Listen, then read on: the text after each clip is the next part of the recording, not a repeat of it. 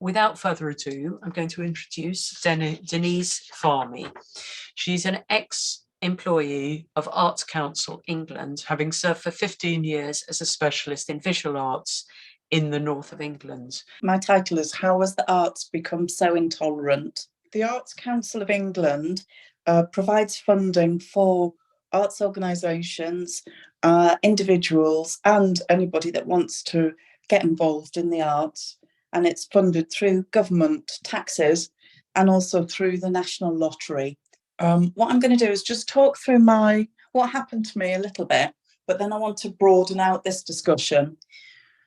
I've put together a series of thoughts. You know, it's not a thesis, I'm not an academic, and I'd love to do deeper research on this, really. So just have a listen to my thoughts on this subject, and also just to say in advance, my presentation contains lots of dodgy screenshots, so please forgive me for that. So I worked at Arts Council England for 15 years, and recently my employment tribunal was heard, and I presented 4 claims of harassment and victimisation. I'm waiting to find out what the outcome is, and I'm also fundraising for legal costs. But how did it actually come to this? Because I was a loyal, well-liked middle manager. I worked for a progressive and healthy funder of the arts. I loved the arts. I shared the values of my employer for over 10 years, and that began to gradually ebb away. By April 2022, I found myself under attack, both externally by people in the arts and also particularly by my colleagues. And I'd already tried to alert my organisation, I'd already tried to alert the Arts Council to the risk of gender ideology spreading in the arts and in our own organisation. So I'll use my story as a starting point. I think my story illustrates changes in the arts and why it's become such an intolerant battlefield. And that's due to the spread of gender ideology. Right, now, first of all, just to tell you a little bit about the Arts Council, it distributes around 500 million to up to 1 billion of taxpayers and lottery players' money annually. It's generally more in around 500 million, 600 million. Goes to community groups, and it also goes to artists and also big organisations like the Royal Opera House in London, South Bank Centre, the Baltic in Newcastle. Now, like every public sector body, it's governed by the Equality Act, and it has a duty to deliver the public sector equality duty, which is broadly 3 duties: to eliminate discrimination, harassment and victimisation, to advance equality of opportunity between people, and to foster good relations between people. It's my view that many public bodies have lost sight not only of these duties, but their obligation to deliver that as a purpose, as part of their duties. They've interpreted the duties to prioritise particular identities rather than ensuring all are treated fairly and have equal access to services. So this discussion is not just about this one well-intentioned but captured organisation in the arts. It's about general service delivery in the arts. So this is kind of where my story starts. In April 2022, an organisation called LGB Alliance was awarded £9,400 from the London Community Foundation to make a film about the lives of gay men in the UK. This funding was from an Arts Council fund called Let's Create Jubilee Fund, and the actual money is derived from the National Lottery, but it was distributed through a community foundation. As soon as this grant was made, here's just the general abuse that gets targeted whenever LGB Alliance I don't think I did I say LGBT Alliance? Was LGB Alliance gets the grant. And the abuse is also directed at the Arts Council for funding the LGB Alliance. This endless discussion about whether it's a hate group, and we know the context of this is that there is currently a charity tribunal appeal being heard against LGB Alliance. And so this is the context around this award. Some more comments targeting the grant officer at at London Community Foundation. She made it probably with a number of others, the grant decision.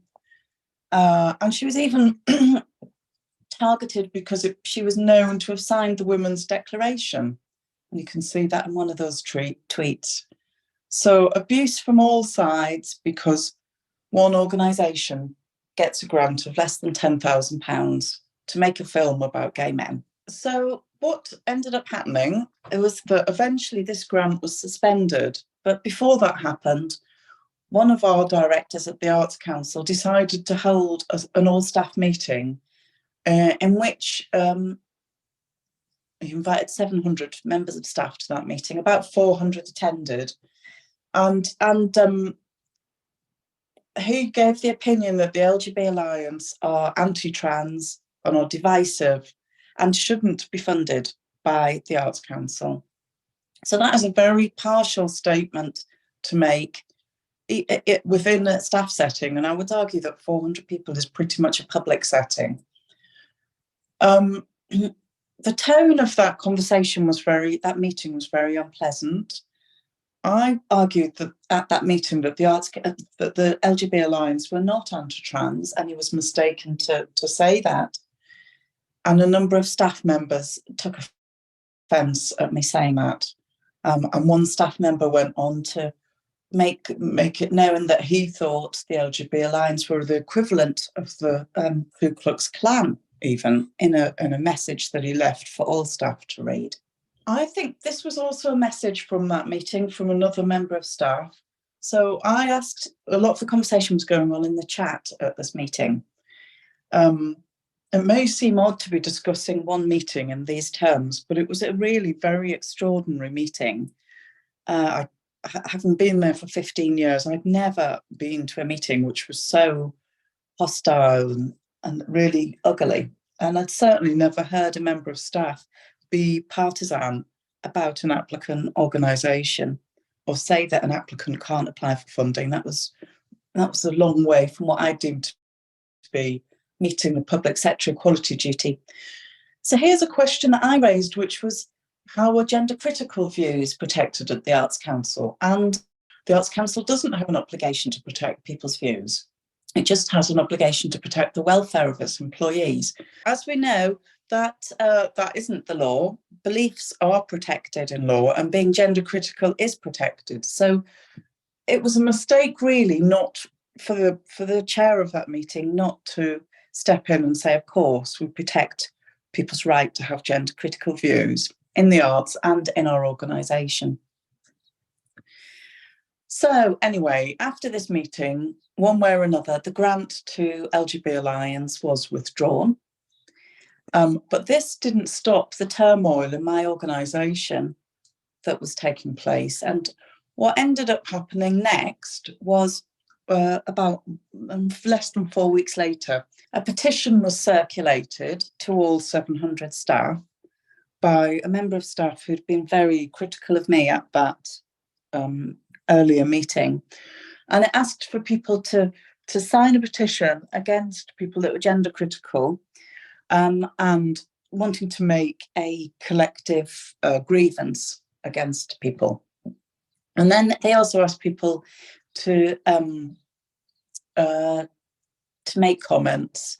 And so these were some of the comments that people made, that that hatred of others should not be tolerated.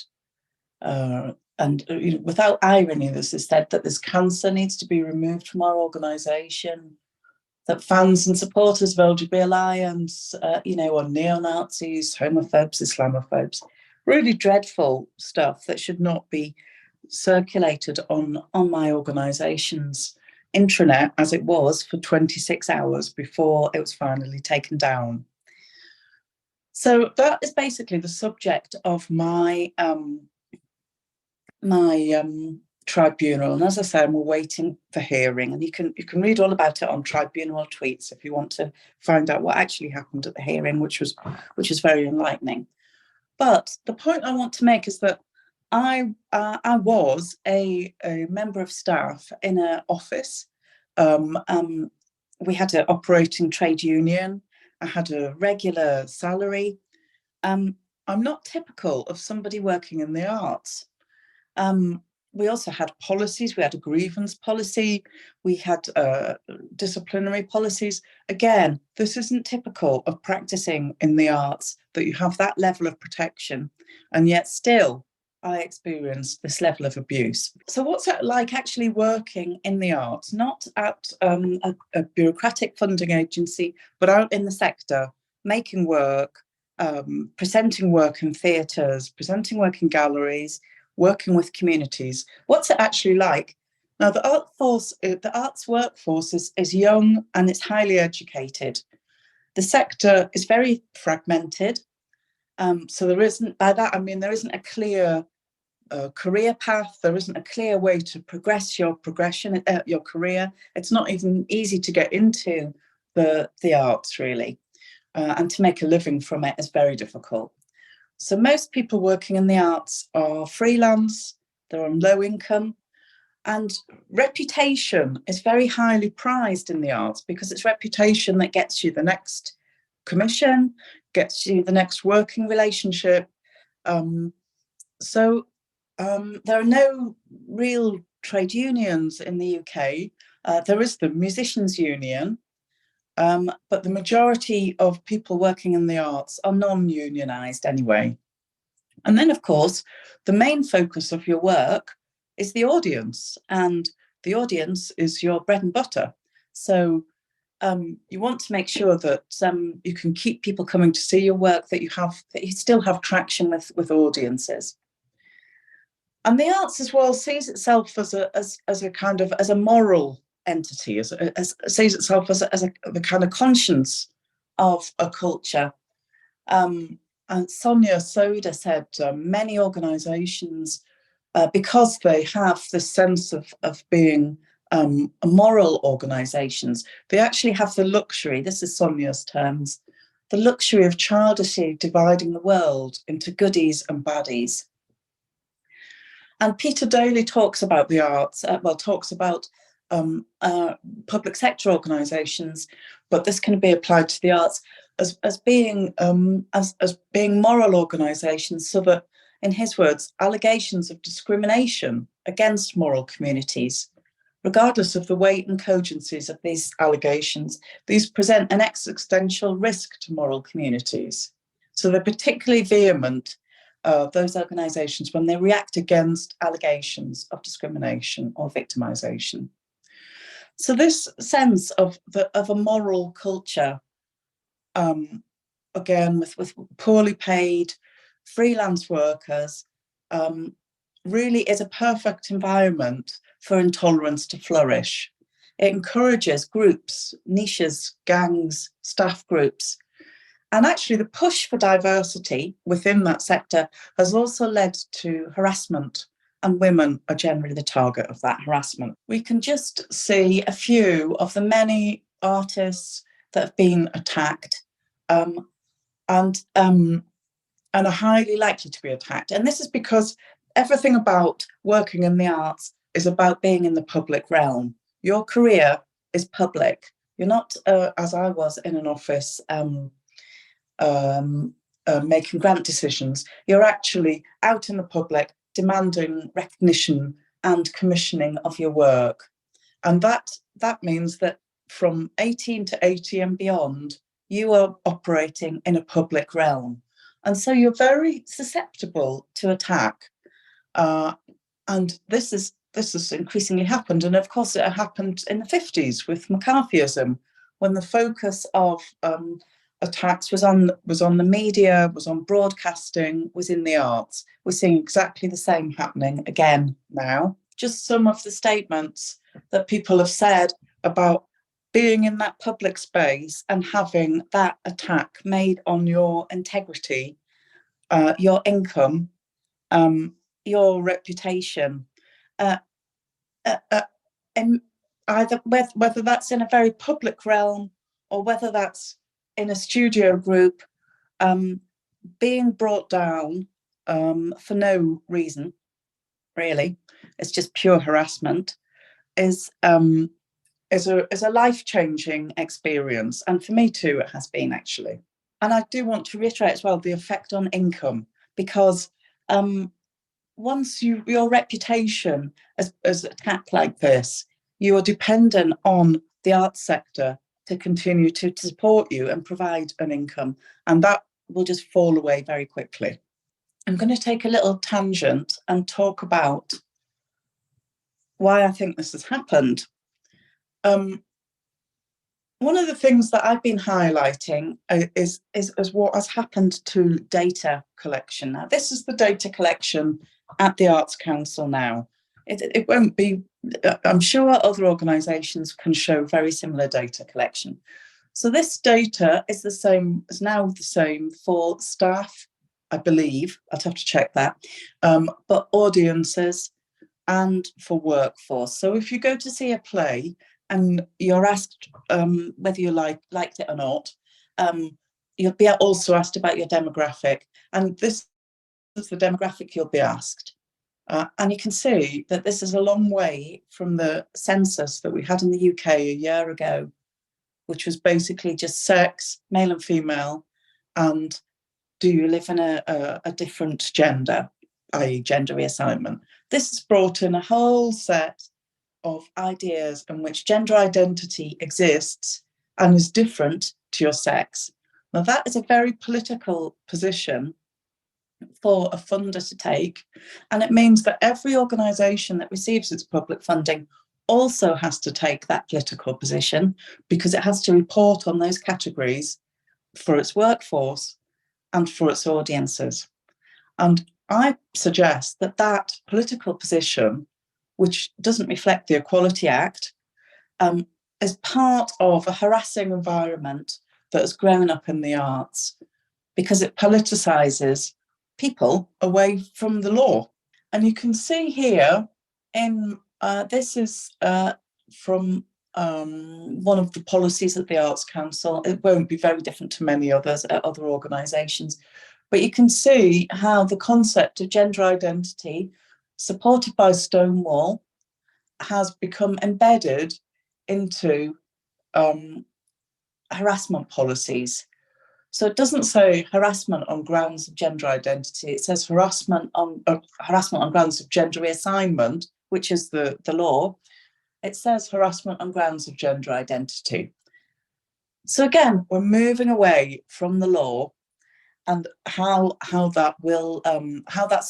those policies start to affect not only internal, but as a grant maker, how they will affect external. But you can start to see what has happened. So this is the workforce. The top box is the workforce in the arts over 3 years. And you can see that the people saying that they don't have a gender is gradually increasing year on year, and women are falling back. Now, we'll see whether that trend continues. But you can see also in the one below, if you look at Baltic flour mills, 47% of people that work at the Baltic, which is a gallery in Newcastle, prefer not to tell you their gender. And it was the same the previous year. It's gone up. So now it's 20%. So you can see that there's a particular culture in some organisations is starting to emerge in which sex doesn't exist. It's discouraged to be able to identify your own sex. And the Arts Council is contributing to that. I'm sure the Arts Council is not alone, but other funders, public sector generally, when it's using that kind of data, is encouraging that. And so those places become cultures of activism. Those venues are becoming activist cultures. So we start getting instances like Joan Smith illustrated, the Lyric Theatre, gender-neutral toilets. What woman in their right mind would want to go into that toilet in an interval at the theatre? I certainly wouldn't. We start getting initiatives like Manchester theatres have signed up to cast trans and non-binary actors in trans roles. How does that affect theatre production? Women of the World, that great initiative set up by Jude Kelly. It's not for women of the world, it's for people that identify as women as well as women. We fund projects like Claire Bowler, who did a live performance when she had her breasts removed, cutting her hair off so that the audience could celebrate that. You know, we put calls out for boards, particularly focused around trans identities. We celebrate things like this project Stripped, which was about sex positive sex work. We give it a lottery grant to support that in London, which is very difficult to get funding for. And then we support venues which, like this one in York, which used a sort of romanticist painting to talk about trans euphoria when St. Agatha had her breasts removed when she was tortured. So it's rewriting history, it's queering the audience. So this is a project which is a drag party for families and kids. And you can put there the amount of money it's had. But what I want to just say here, that it would be easy to say, and I think it's unevidenced to say that drag artists working with children has an ulterior sexual motive. I think that's very easy to say, and I don't think that's evidence. But obviously I do agree there's a safeguarding risk. But the point I want to make is that this normally would be a commercial venture. But because it can get lottery funding, if it engages with particular groups, it's actually the funders are encouraging this funding model for work that really is just adult content.